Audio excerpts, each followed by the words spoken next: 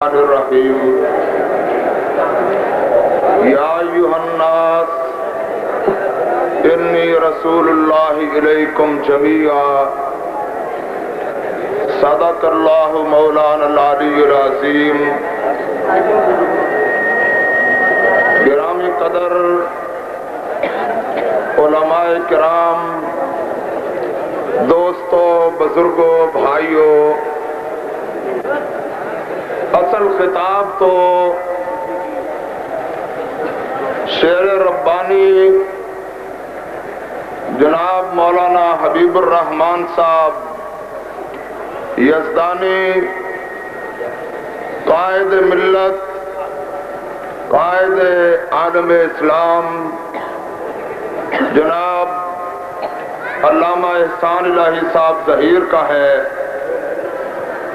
مجھے ان کی معیت میں یہاں اس کانفرنس میں حاضری کا موقع ملا ہے۔ میں اس عظیم اور تاریخی کانفرنس کے منتظمین کا شکر گزار ہوں کہ جنہوں نے چند منٹ مجھے اپنے خیالات کا اظہار کرنے کا موقع دیا ہے۔ میں صرف اتنی بات کہنا چاہتا ہوں کہ تاریخ اس بات پر گواہ ہے کہ سب سے پہلے قادیانی فتنے کو دفن کرنے کے لیے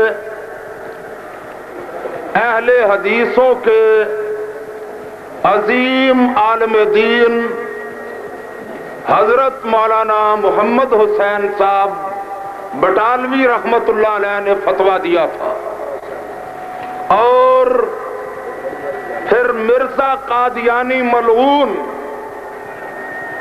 اس کے ساتھ آخری مباہلہ شیخ الاسلام حضرت مولانا ثناء اللہ امرتسری رحمت اللہ تعالی علیہ نے کیا تھا، جو اس بے ایمان کی ٹٹی میں موت کا سبب بنا، کیونکہ وہ جھوٹا تھا، کذاب تھا۔ اللہ تعالی نے مولانا کو سچا ہونے کی وجہ سے حیات رکھا، اور مرزا قادیانی بے ایمان جہنم رسید ہو گیا۔ میرے محترم حضرات، جس طرح پہلا فتویٰ کفر کا اہل حدیثوں نے دیا تھا، اسی طرح آخری مباہلہ حضرت مولانا ثناء اللہ امرتسری رحمت اللہ علیہ نے کیا۔ اب پاکستان سے ان قادیانی بے ایمانوں کو آخری دھکا بھی جماعت اہل حدیث دے گی،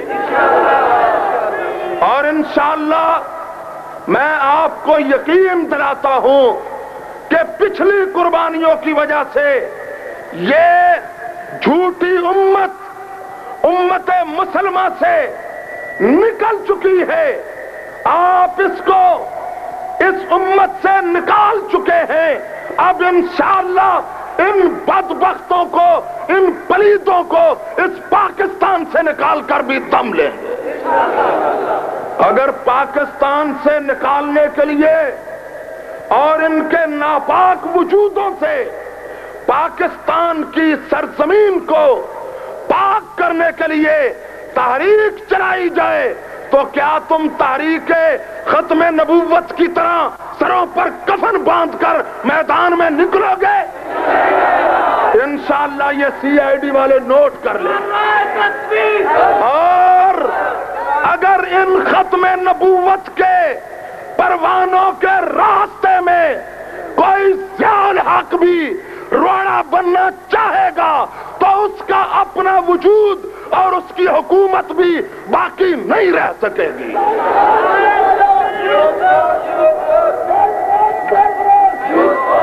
یہ ماشاءاللہ یوتھ فورس کے سرفروش ہیں۔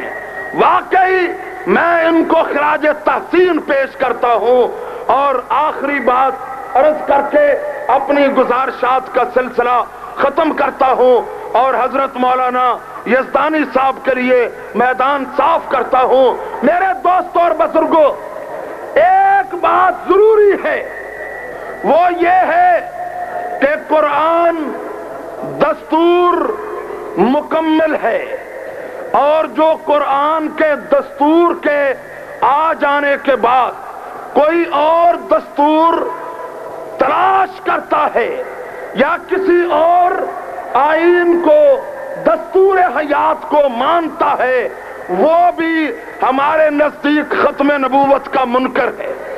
یہ بات ٹھیک ہے؟ اور بالکل اسی طرح جو قرآن کے دستور کے ہوتے ہوئے، قرآن کے دستور کے ہوتے ہوئے کوئی اور دستور یا اور نظام چلاتا ہے، ہم اس کو بھی ختم نبوت کا قائل ماننے کے لیے تیار نہیں ہیں۔